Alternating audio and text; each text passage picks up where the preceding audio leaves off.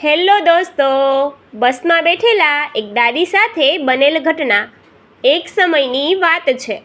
આશરે 65 વર્ષના કંચનબા, જેમને બધા વહાલથી કંચન દાદી કહેતા, પોતાના વતનથી અમદાવાદ જવા માટે એસટી બસમાં બેઠા હતા.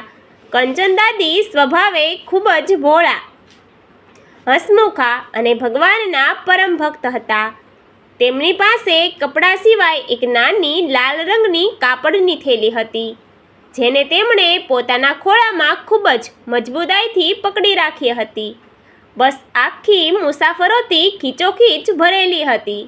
બસ ઉપડી અને થોડે દૂર ગઈ એટલે કંચન દાદીએ પોતાની થેલીમાંથી પ્રભુ ભજનની નાની ચોપડી કાઢી અને મનોમન પાઠ કરવા લાગ્યા.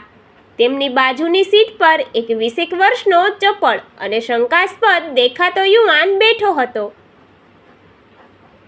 તેનું નામ હતું કાળુ, જે ખરેખર એક રીઢો, ખિસ્સાકાતરું અને ચોર હતો.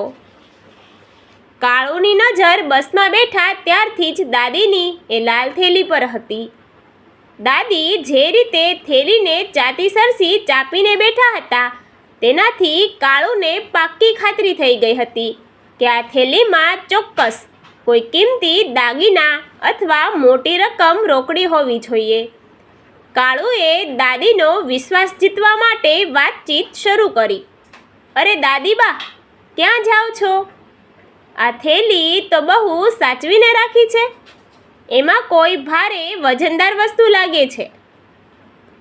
દાદીએ હસીને જવાબ આપ્યો, હા ભાઈ, આ થેલીમાં મારું આખી જિંદગીનું સૌથી મોટું ધન છે. આ ધન વગર તો હું એક પણ જીવી ન શકું. આ જ મારી સાચી મૂડી છે. દાદીના આ શબ્દો સાંભળીને કાળુની આંખો ચમકી ઉઠી. તેની લાલચ બમણી થઈ ગઈ. તેણે મનોમન નક્કી કરી લીધું કે ગમે તે થાય, આ થેલી આજે વટાવી જ લેવી છે. બસ આગળ વધતી રહી. બપોરનો સમય થયો એટલે ગરમી અને બસના ઝોકાને કારણે કંચન દાદીની આંખો ઘેરાવા લાગી.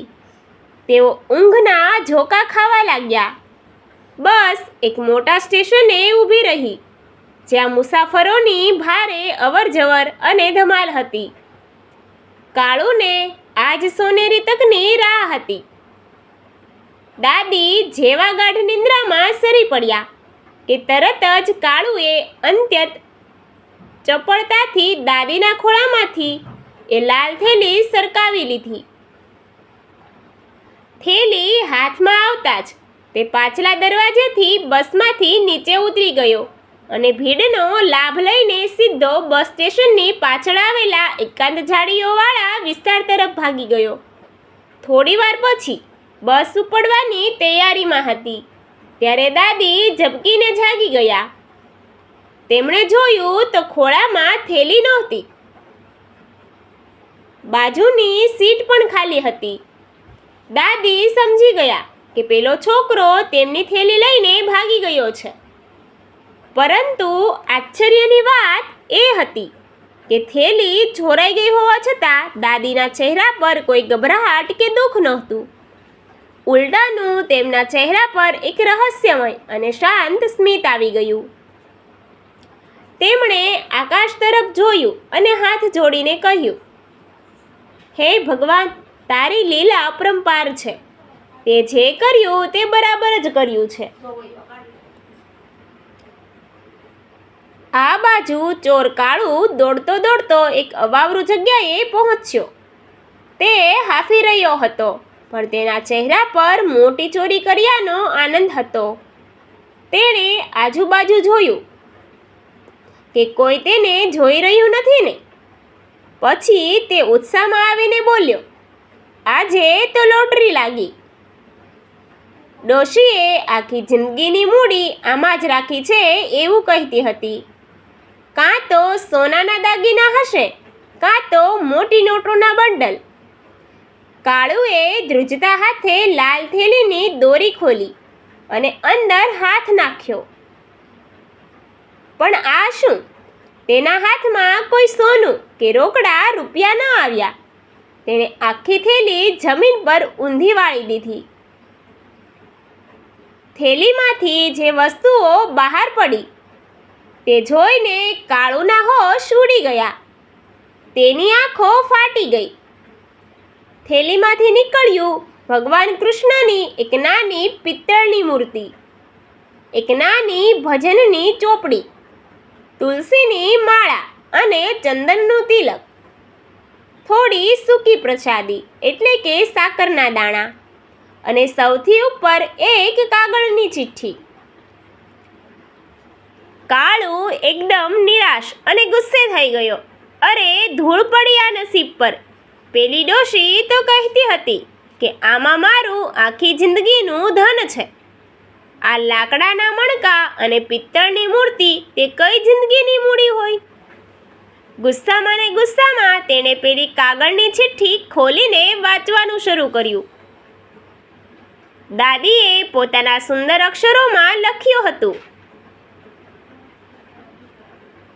જે કોઈ ભાઈ કે બહેન આ થેલી જુએ કે લે તેને મારા રામ રામ. આ થેલીમાં રહેલા ભગવાન કાનુડો જ મારું સાચું ધન છે, જેણે મારી આખી જિંદગી સાચવી છે. મને ખબર છે કે આ દુનિયામાં લાલચ અને ગરીબી બહુ છે, એટલે કદાચ કોઈ આ થેલી ચોરી પણ જાય. જો કોઈ ચોર આ થેલી લઈ ગયો હોય તો બેટા આ કાનુડાને ક્યારેય પોતાનાથી દૂર ન કરતો.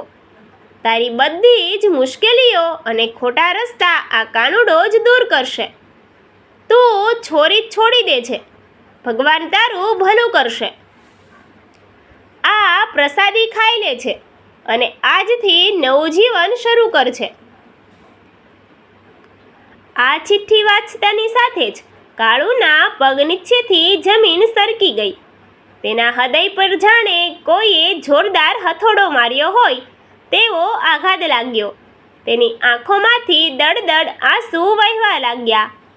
જે દાદીની થેલી તેને લાલચમાં ચોરી હતી, તે દાદીએ તો પહેલાંથી જ ચોર માટે આટલી કરુણા અને આશીર્વાદ લખી રાખ્યા હતા. દાદીનું એ ધન કોઈ ભૌતિક સંપત્તિ નહોતી, પણ તેમનો અતૂટ વેદાંત અને ઈશ્વર પરનો ભરોસો હતો. કાળુએ પોતાના કૃત્ય પર ભારે પસ્તાવો થયો. તેનું હૃદય પરિવર્તન થયું. તેને સમજાયું કે સાચું ધન પૈસા નથી, પણ સદ્ગુણો અને ઈશ્વર ભક્તિ છે. તેણે તરત જ બધી વસ્તુઓ પાછી થેલીમાં ભરી. તે દોડતો દોડતો પાછો બસ સ્ટેશન તરફ ભાગ્યો. સદનસીબે બસ હજુ ઉપડી નહોતી અને ડ્રાઈવર એન્જિન ચાલુ કરી રહ્યો હતો. કાળુ હાંફતો હાંફતો બસમાં ચડ્યો અને સીધો કંચન દાદીના પગમાં પડી ગયો. તેણે રડતા અવાજે થેલી દાદીના ખોળામાં મૂકી અને કહ્યું, દાદીબા, મને માફ કરી દો. હું પાપી છું.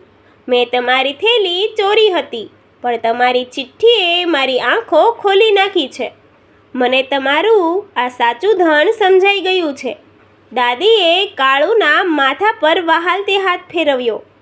તેને બેઠો કર્યો અને હસીને કહ્યું, બેટા, મેં તો બસમાં જ કીધું હતું ને કે આ ધન વગર હું જીવી ન શકું. અને આ ધન એવું છે જે ચોરાઈ ગયા પછી પણ ચોરનું કલ્યાણ કરે છે. કાનુડાએ તને સાચો રસ્તો બતાવ્યો, એ જેની લીલા છે.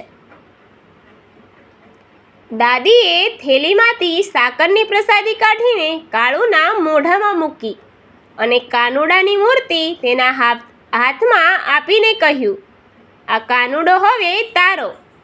આજ તારું સાચું ધન. કાળુએ તે દિવસથી ચોરી કરવાનો કાયમ માટે અંત આણી દીધો અને મહેનત મજૂરી કરીને પ્રામાણિકતાથી જીવવાનું શરૂ કર્યું.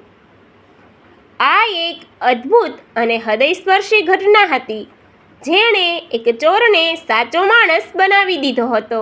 Thank you.